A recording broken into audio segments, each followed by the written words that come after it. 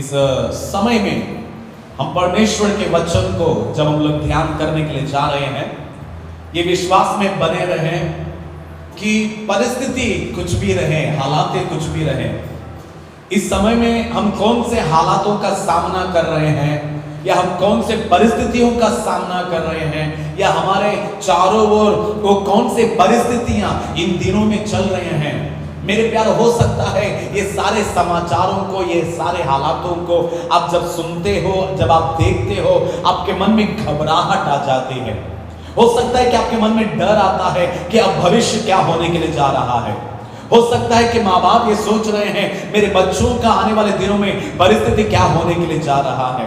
हो सकता है कि आपके मन में निराशा जो है उत्पन्न हो रहा है, क्योंकि इन दिनों में जो हालात है हमारे चारों ओर जो चल रहा है, जो परिस्थितियां चल रहा है, जो व्यापार का जो स्तर है किस तरह वो गिरावट में चल रहा है। जैसे लोग जैसे पहले खुशी के साथ जीते थे, आनंद के साथ जीते थे, हो सकता है कि वो हालात आज नहीं हो रहा है। मगर मेरे प्यारों, इस शाम के समय में परमेश्वर का वचन आप लोगों के साथ बात करने के लिए जा रहा है। हालेलुया। इस शाम के समय में परमेश्वर का वचन जो है वो आप लोगों को प्रोत्साहन देने के लिए जा रहा है। कोई आमीन बोल सकते हैं? हालेलुया। एक बात मैं आप लोगों को बोलना चाहता हूं, हमारा परमेश्वर हालातों के ऊपर निर्भर नहीं है। Our God is not God one who depend upon the situation. Hallelujah. कोई आमीन बोल सकते हैं? कोई जोर से आमीन बोल सकते हैं? हालेलुया। जिस परमेश्वर के पर आप भरोसा करते हैं, जिस परमेश्वर के ऊपर मैं भरोसा करता हूं, वो परमेश्वर परिस्थितियों के ऊपर निर्भर नहीं है। इसका मतलब है अगर आज व्यापार का स्तर ठीक है, अगर आज कोरोना है, तो आज मैं चुपचाप मैं घर में बैठूंगा, मेरे बच्चों का प्रार्थना मैं नहीं सुनूंगा, मेरे बच्चों की जरूरतों को मैं पूरा नहीं करूंगा, ऐसा सोचने वाला हमारा परमेश्वर नहीं है। वो हर हालातों में एक समान रहने वाला परमेश्वर है। कोई आमीन बोल सकते हैं? हालेलुया। मेरे प्यारों, कोरोना आने के पहले भी हमारा परमेश्वर वही था, कोरोना में भी वही परमेश्वर है, कोरोना होने के बाद भी वही परमेश्वर रहेगा। कोई आमीन बोल सकते हैं? हालेलुया। लोग परिस्थितियों की वजह से बदलते रहते हैं, मगर हमारा यीशु मसीह हालातों की वजह से बदलने वाला नहीं है। वो न बदलने वाला परमेश्वर है। विश्वास करते हैं तो आमीन बोल सकते हैं?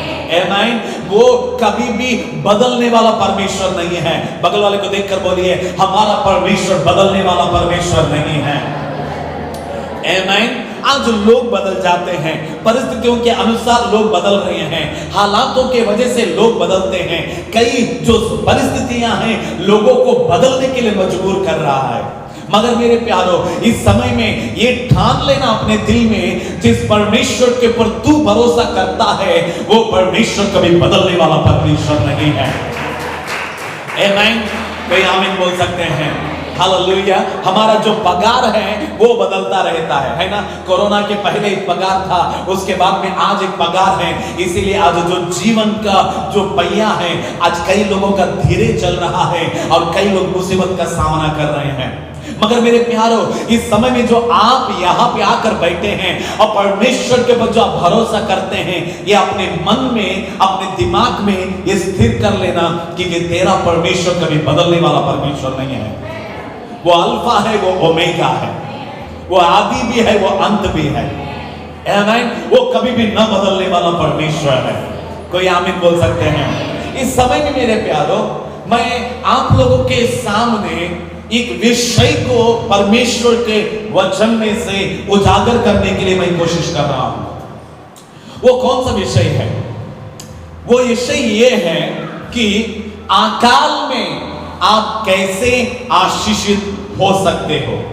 बगल वाले को देखकर बोलिए, अकाल में आप कैसे आशीषित हो सकते हो। आमीन। अकाल का मतलब क्या है? अकाल मतलब कन्नड़ा में बरगाला, ओके, इंग्लिश में फैमिन बोलते हैं। अकाल का मतलब है वो जो वर्ष जो रहता है, वो जो समय रहता है, उस वर्ष में बारिश नहीं होती है, उस वर्ष में खेत में उपज नहीं होती है, पानी नहीं मिलता है, सब कुछ सूख जाता है, सब कुछ क्या बोलते हैं, बेडौल हो जाता है, सुनसान हो जाता है। मार्केट में फल वगैरह मिलते नहीं हैं, पॉकेट में पैसा नहीं रहता है, खाने के वांदे हो जाते हैं। ऐसे परिस्थितियों को बाइबल में आकाल बोल के बोला गया है। क्या बोल के बोला गया है? आकाल। ठीक है, कन्नड़ में बरगाला। बरगाला मतलब कुछ भी न मिलने वाला समय। बाइबल में कई बार ये आकाल जो है हम लोग देखते रहते हैं। उत्पत्ति में हम इस आकाल को देखते हैं, निर्गमन में भी कई बार देखते हैं, बाइबल में कई बार ये आकाल का जो समय है ये दिखता रहता है। बाइबल का आखिरी किताब प्रकाशित वाक्य में भी परमेश्वर का वचन कहता है, खोलने की जरूरत नहीं है, आखिरी दिनों में यीशु मसीह आने के समय में भी ऐसे परिस्थितियों का, ऐसे हालातों का, ऐसे क्लाइमेट का, ऐसे वातावरण का, ऐसे अकालों का हमें सामना करना पड़ेगा। बाइबल में लिखा हुआ है यीशु मसीह आने के पहले महामारियां इस दुनिया सामना करेगा, लोग सामना करेंगे महामारियों को। बाइबल में लिखा गया है अकाल जो है लोग सामना करेंगे, विपत्तियां जो हैं लोग सामना करेंगे, और युद्ध जो लड़ाइयां हैं वो लोग सामना करेंगे। जी हां, आखिरी दिनों में ऐसे कई परिस्थितियों को इंसान जो है वो सामने करने के लिए जा रहा है। एक जमाना था किचन में भरपूर रीति से दाल चावल तेल सब रहता था, मगर आज परिस्थिति ऐसा आ गया है कई लोगों के जीवन में कि थोड़े में ही जिंदगी जो है वो गुजारा करना पड़ रहा है। पहले भरपूर रीति में लोग जीते थे, मगर आज ऐसे हालात आ गए हैं थोड़ा ही पैसे में जिंदगी को क्या करना पड़ रहा है, गुजारा करना पड़ रहा है। कटान-कटी में जिंदगी आगे लेके जाने के लिए इंसान जो है वो मजबूर हो गया है। क्यों पता है? ये सारे चिन्ह है अकाल का, और ये दुनिया जो है अकाल की हालातों को वो सामने करने के लिए जा रहा है। पिछले साल किसी ने कहा कि ये साल जो दुनिया का अर्थव्यवस्था है वो डालामोल होने के लिए जा रहा है, उल्टा पुल्टा होने के लिए जा रहा है, फाइनेंस का जो क्राइसिस है वो डिस्टर्ब होने के लिए जा रहा है। अगर आप लोग मार्केट में जाते हो, लोग भी कहते हैं पहले जैसा व्यापार नहीं हो रहा है ना, पहले जैसा बिजनेस नहीं हो रहा है। पहले बहुत ही कम दाम में हमको मिल जाता था, मगर आज जो है बहुत ही महंगा हुआ है। सारी चीज जो है वो महंगे हुए हैं। क्यों महंगा हुआ है? हो सकता है कि बारिश के वजह से, हो सकता है कि लॉकडाउन के वजह से, हो सकता है कि कई परिस्थितियां हैं। मैं क्या बोलने के लिए कोशिश कर रहा हूं, जो पुराना नियम में, पुराने जमाने में कुछ अकालों के वजह से जो लोग मुसीबत का सामना किया था, आज भी दुनिया जो है इन अकालों का सामना जो कर रहा है। हो सकता है कि आने वाले दिनों में इससे भी भयंकर हालात आने के लिए जा रहा है। मैं उन चीजों का ऐलान करना नहीं चाहता, मगर परिस्थितियों को देखने से आने वाला जो समय है इंसानियत के लिए मुसीबत ही खड़ा करने के लिए जा रहा है। क्यों? क्योंकि ये दुनिया जो है ये अकाल का सामना, फाइनेंस का प्रॉब्लम का सामना, निराशाओं का सामना, क्लाइमेट का उल्टा पुल्टा होने का सामना, ऐसे कई परिस्थितियों को आज इंसान सामना करने के लिए जा रहा है। मगर ऐसे जब कई परिस्थितियां जब रहते हैं, परमेश्वर के ऊपर जो भरोसा करते हैं, यीशु मसीह के ऊपर जो आधारित रहते हैं, ऐसे परिस्थितियों में आप आशीषित कैसे रह सकते हैं? हालेलुया। जिस तरह शुरुआत को मैंने बताया, हमारा परमेश्वर बदलने वाला परमेश्वर नहीं है। हेलो, कोई आमीन बोल सकते हैं? हालेलुया। हमारा परमेश्वर बदलने वाला नहीं है ना? वो पहले भी जैसा आशीष देता था, वो आने वाले दिनों में भी वो आशीष देगा। मगर ऐसे परिस्थितियों के बीच में, ऐसे हालातों के बीच में, ऐसे डालामोल होने का इन परिस्थितियों के बीच में मैं आप लोगों को ये बोलना चाहता हूं, आप लोग किस तरह आशीषित रह सकते हैं। यानी आपके आजू बाजू जब पूरे परिस्थितियां बदल रहे हैं, मगर आप किस तरह आशीषित हो सकते हैं। आप किस तरह भरपूरिति में रह सकते हैं, आप किस तरह फलदायक रह सकते हैं। इस शाम के समय में हम 4 बातों के ऊपर हम मनन करने के लिए जा रहे हैं, और ये 4 बातों को जब हम लोग ध्यान करेंगे, मैं आप लोगों को ये यकीन देना चाहता हूं कि अकाल में भी आपका जीवन आशीषित रहेगा। आमीन। अकाल में भी आप हरियाली में रहोगे। हालेलुया। अकाल में भी आप भरपूरिति में रहोगे। कोई आमीन बोल सकते हैं? कितने लोग अकाल में आशीषित होना चाहते हैं? आमीन। कितने लोग अकाल में भी भरपूरिति में रहना चाहते हैं? कम ऑन somebody, कोई आमीन बोल सकते हैं? How we can be blessed in the time of famine, that is our topic mind, okay? किस तरह हम अकाल में आशीषित हो सकते हैं। बाइबल में उत्पत्ति 12 अध्याय 10वां वचन में, आप लिख के रख ले सकते हैं, बाद में घर जाकर ध्यान करना। बाइबल में 12 अध्याय में अब्राहम के जीवन में एक अकाल आ रहा है। ठीक है, बाइबल में उत्पत्ति 12 अध्याय उसका 10 वचन से अगर हम आगे पढ़ते हैं तो वहां पे अब्राहम के जीवन में एक अकाल आ रहा है। सब लोग सुन लीजिए। उस समय में वचन में लिखा गया है कि उन दिनों में वो एक भयंकर अकाल था। भयंकर अकाल का मतलब है खाना पीने के वांदे होना, खाना नहीं मिलना, सूखा हो जाना, खाने के वांदे हो जाना, कई परिस्थितियां बेकार हो जाना, उसको बोलते हैं अकाल। और अब्राहम के समय में एक अकाल आ रहा है। उस समय में अब्राहम एक गलती को कर बैठता है। मैं जिस तरह शुरुआत को कहा, हमारा परमेश्वर अकाल में भी हमें आशीषित रखता है, मगर यहां पे उत्पत्ति 12 अध्याय में अब्राहम के जमाने में एक भयंकर अकाल जब आया, अब्राहम ने क्या किया पता है आपको? अब्राहम के अंदर एक डर आ गया। याद रख लेना, अब्राहम के अंदर क्या आ गया?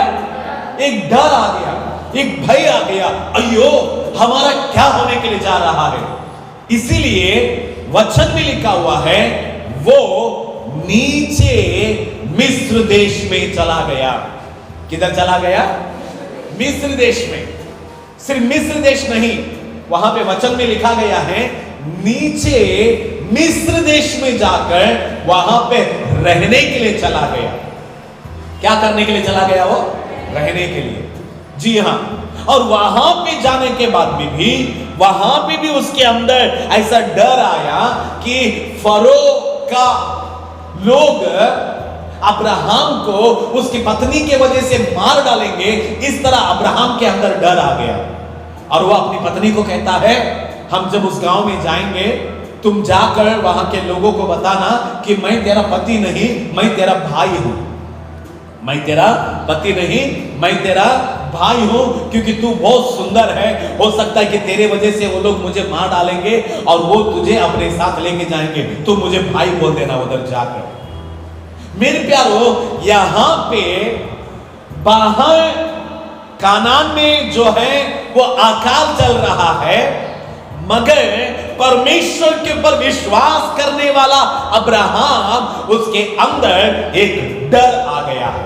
क्या आ गया है? एक डर आ गया, एक भय आ गया। और सिर्फ इतना ही नहीं, उस डर की वजह से, उस भय की वजह से वो मिस्र देश में जाकर रहने लगा और वहां पे झूठ भी बोल दिया। मेरे प्यारो, अकाल में अगर आप आशीषित होना चाहते हैं तो नंबर 1, आपके जीवन से डर की आत्मा को निकाल दो। इस दोपहर के समय में आपको और मुझे सीखना जरूरी है। हो सकता है कि समय में हालात हमारे पक्ष में नहीं है, हो सकता है कि व्यापार हमारे पक्ष में नहीं है, मगर इन हालातों में भी अगर आपका जीवन, आपका परिवार आशीषित रहना है तो डरना मना है। बगल वाले को देखकर बोलो, डरना मना है। हालेलुया। आज कई लोगों की जिंदगी में मुसीबतें घटने का नाम नहीं ले रहा है। क्यों पता है? परेशानियां कम होने का नाम नहीं ले रहा है, और इसका कारण एक ही है, डर। क्या है? डर। लोग कहते हैं जो डर गया वो मर गया, है ना? परमेश्वर का वचन कहता है मत डर, तेरा सृजनहार तेरे साथ है। हालेलुया। कोई आमीन बोल सकते हैं? मेरे प्यारो, द फर्स्ट पॉइंट हमें यह सीखना जरूरी है, अब्राहम के अंदर डर आया, इसीलिए वो मिस्र देश में जाकर रहने लगा और वहां पे जाकर झूठ बोल दिया। परमेश्वर को धन्यवाद हो, उस परिस्थिति में परमेश्वर आकर फरो को कहता है खबरदार अब्राहम की पत्नी को छूने मत जाना, क्योंकि वो मेरा दास है, वो मेरा सेवक है। वो कहता है वो तो झूठ बोला ना, मैं क्या करूं, कुछ भी होने दे, मगर तू उसे छूने मत जा। दूसरा दिन अब्राहम को फरो बुलाता है, क्या किया तूने, झूठ क्यों बोला, अपनी पत्नी को बहन क्यों बोला, अगर गलती हो जाता तो ऐसे कई गलबिली के हालात वहां पे पैदा हो गया। उसका कारण क्या है? उसका कारण एक ही है, अकाल में परमेश्वर के पर भरोसा करना छोड़कर अकाल में वो अपनी जिंदगी के लिए डरने लगा। कोई आमीन बोल सकते हैं? मेरे प्यारो, हो सकता है इस समय में आपके अंदर भी किसी न किसी कारण कोई डर आपके अंदर है। आपके भविष्य के लिए डर है, आपके परिवार के लिए डर है, आपके बच्चों के लिए डर है। आज परमेश्वर का आत्मा आपको कहना चाहता है, डर निकाल दो, विश्वास को बढ़ाने के लिए कोशिश करो। हालेलुया। क्योंकि डर हमेशा गलिबिली को पैदा करता है, डर हमेशा निराशा को पैदा करता है, डर हमेशा झूठ को पैदा करता है। कोई आमीन बोल सकते हैं? हालेलुया। और वचन कहता है जो डरते हैं वो परमेश्वर का प्रेम में बने नहीं रहते हैं। आज आपके जीवन में कौन सा डर है? आप प्रार्थना में तो आते हो मगर फिर भी आपके अंदर डर है। आप बाइबल को पढ़ते हो फिर भी आपके अंदर डर है। आप संडे आकर बैठते हो फिर भी आपके अंदर डर है। आज परमेश्वर, अगर आप चाहते हैं कि आपका परमेश्वर अकाल में आपको आशीषित करना है तो डरना छोड़ दो और परमेश्वर के ऊपर निर्भर होना शुरू कर देना। कोई आमीन बोल सकते हैं? हालेलुया। तो नंबर 1 पॉइंट हम लोगों ने देखा, अकाल में डरना छोड़ देना है। कोई आमीन बोल सकते हैं? तब जाकर आपके जीवन में अकाल में भी आप कैसे रहोगे? जोर से बोलिए, थोड़ा जोर से बोलिए। मुझे लगता है कि आप लोग खाना खा के नहीं आए हैं। थोड़ा जोर से बोलिए। अकाल में हम आशीषित रहते हैं, मगर आशीषित रहने के लिए हमें क्या नहीं करना है? नहीं डरना है। Very good. Now the second point, मैं जल्दी से खत्म करने के लिए जा रहा हूं। Now the second point, Ruth का किताब पहला अध्याय पहला वचन लिख के रख लीजिए, घर जाकर पढ़ लेना। रूत का किताब पहला अध्याय उसका पहला वचन। बेथलेहेम में अकाल आ गया था। बेथलेहेम में क्या आ गया था? अकाल। ओके, रूत पहला पॉइंट वचन 1। Okay, 1 by 1। बेथलेहेम में अकाल आया और रूत की सास जो है नयोमी, और नयोमी का पति और उसके दोनों बेटे बेथलेहेम को छोड़कर, क्योंकि बेथलेहेम में अकाल आ गया था, बेथलेहेम को छोड़कर मोयाब, एक अन्य लोगों का देश, परमेश्वर का देश नहीं, परमेश्वर के लोग नहीं, वहां पे जाकर वे लोग 10 साल रहे। कितने साल रहे? अकाल किधर आ गया था? बेथलेहेम में आ गया था। मेरे प्यारो, अकाल बेथलेहेम में आने का कारण, हमारे जिंदगी में क्यों कई बार मुसीबत आते हैं? क्योंकि परमेश्वर आपको और भी बढ़ाना चाहता है। हालेलुया। आपको तराशना चाहता है, आपके विश्वास को बढ़ाना चाहता है। अब देखिए, नयोमी और उसके पति, दोनों बच्चे बेथलेहेम में अकाल आया बोल के वो लोग परमेश्वर के लोगों को, परमेश्वर के देश को छोड़कर अन्य लोगों के देश को, एक अन्य देश में जाकर 10 साल रह गए।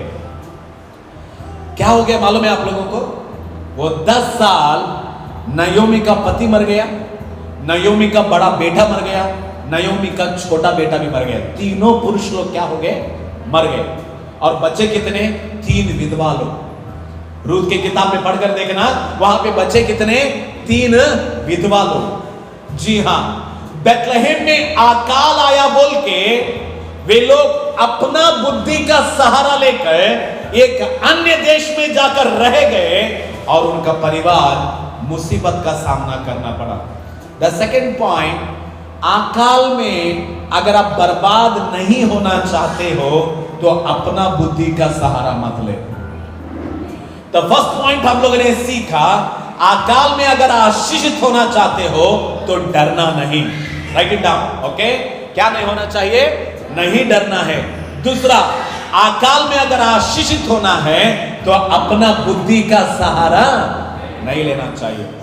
हम कई बार अपनी बुद्धि का सहारा लेते हैं, अपनी बुद्धि के ऊपर आधारित हो जाते हैं, अपने ज्ञान के ऊपर निर्भर हो जाते हैं और आखिर में सब कुछ जीरो हो जाता है। यस और नो? Come on, hallelujah. कोई काम करने के पहले हम परमेश्वर के पास पूछते नहीं हैं, अपना बुद्धि का सहारा लेते हैं।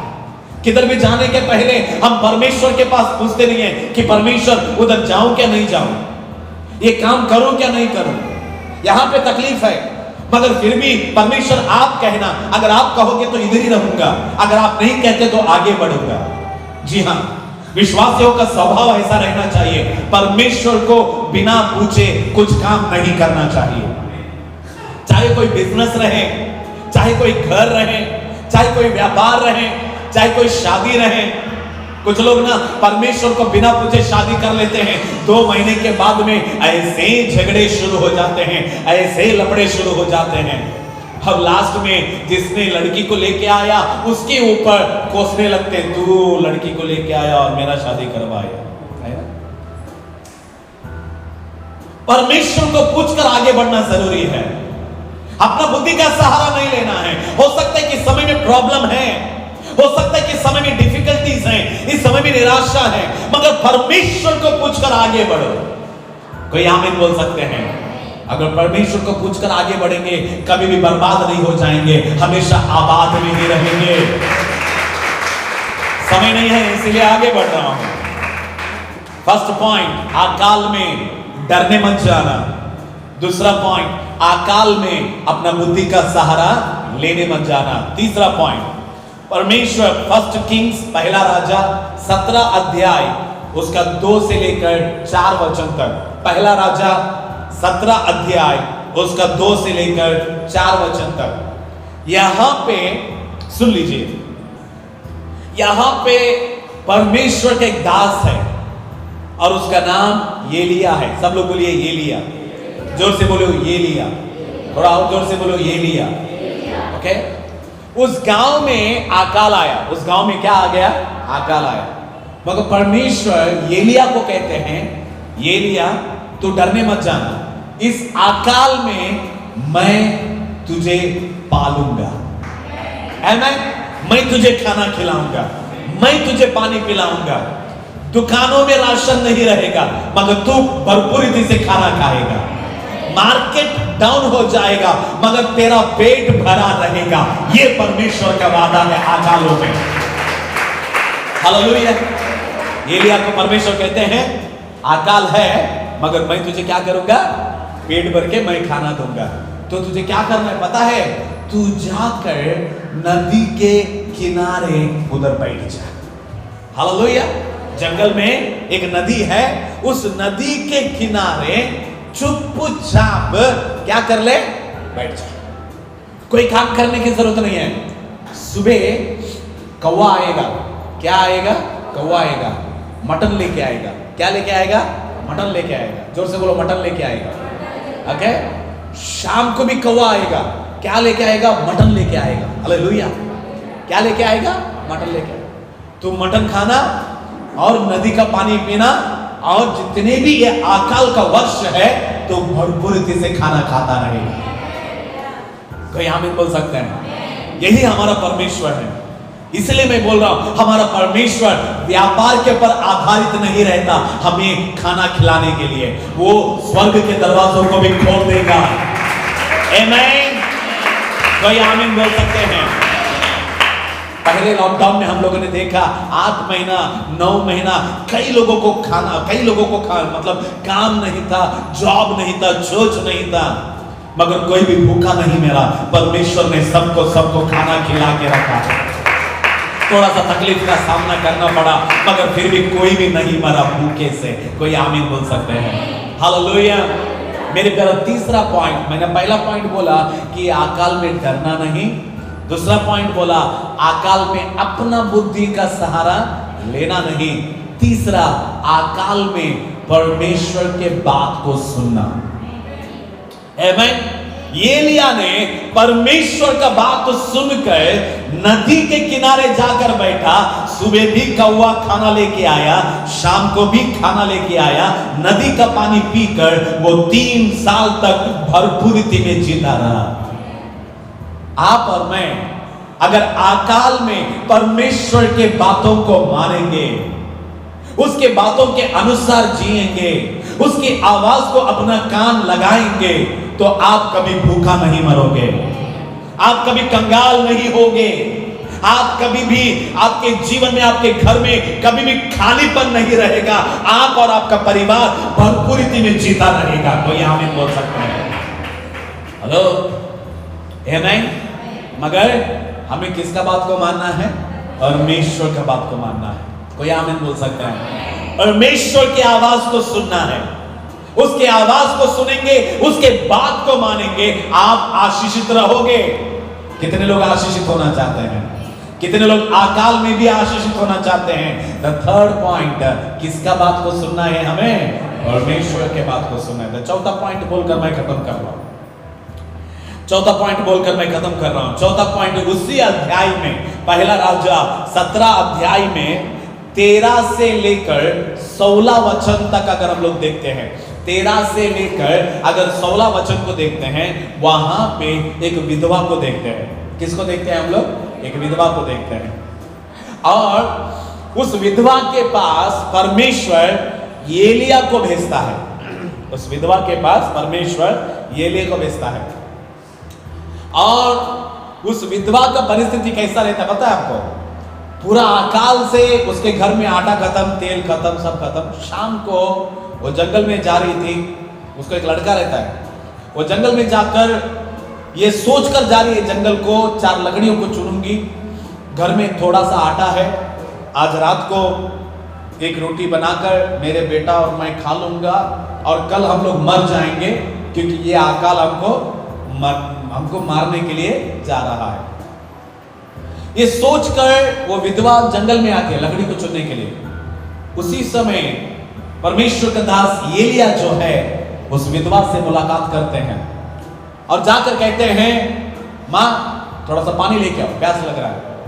वो माँ जाकर पानी लेके आने के समय में परमेश्वर का दास कहते हैं, मेरे लिए एक रोटी को भी लेके आओ, मेरे लिए एक रोटी को भी लेके आओ। तब वो माँ कहती है, परमेश्वर का सौगंध, मेरे घर में थोड़ा सा आटा है। कितना आटा है? थोड़ा सा।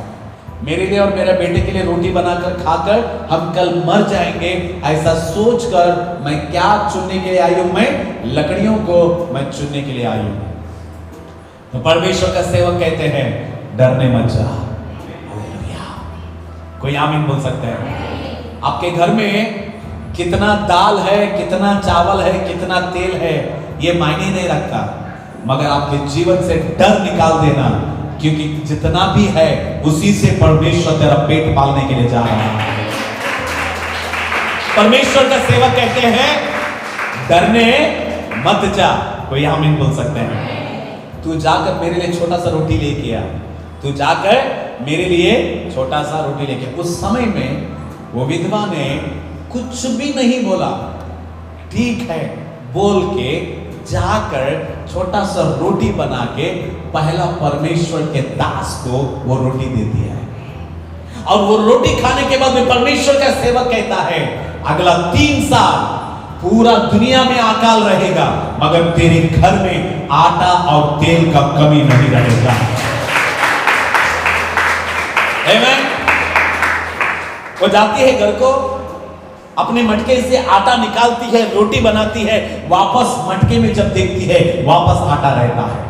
तेल निकालती है, वापस देखती है और तेल रहता है, वापस और आटा, वापस तेल। 3 साल तक मटके में ना आटा का कमी है ना तेल का कमी है। आमीन। नंबर 4, अकाल में भी देना सीखना है। बगल वाले को देखकर बोलिए, अकाल में भी देना सीखना है। आमीन। 2 दिन के पहले हम एक सिस्टर के घर में विजिटिंग के लिए गए थे। वो सिस्टर का हालत बहुत ही बिगड़ा हुआ था, बहुत कर्ज है, मगर प्रार्थना करने के बाद में भी वो छोटा सा ऑफरिंग लेके आकर हमारे हाथ में रखती है। और हमने कई ऐसे विश्वासियों को देखा, उनकी परिस्थिति जो बहुत बिगड़ा हुआ रहता है, मगर फिर भी उसमें से भी वे लोग दशमांश देना कभी छोड़ा नहीं। हमारे कलीसिया में ऐसे कई विधवा लोग हैं जो अकेले काम करते हैं, थोड़ा सा कमाते हैं, मगर उसमें भी परमेश्वर के सेवकाई के लिए दशमांश और भेंट देते रहते हैं। ऐसे कई मतलब कम कमाने वाले हैं, उसमें भी वे लोग परमेश्वर के सेवकाई के लिए दशमांश और भेंट देते रहते हैं। और हमने ऐसे गवाहियों को भी सुना कि हर परिस्थितियों में परमेश्वर ने उनको पाला, उनको पोसा, उनको खाना खिलाया, उनको कोई कमी घटी होने नहीं दिया। आमीन, हालेलुया। अगर आपके घर में अकाल में भी अगर आप आशीषित होना चाहते हो तो देना सीखना है।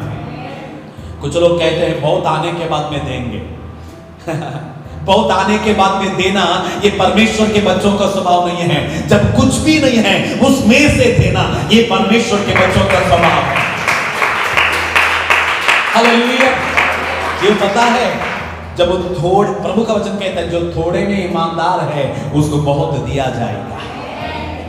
यीशु मसीह ने कहा, जो थोड़े में ईमानदार है उसको बहुत कुछ दिया जाएगा। इसका मतलब बहुत कुछ चाहिए तो थोड़े में ईमानदार रहना जरूरी है।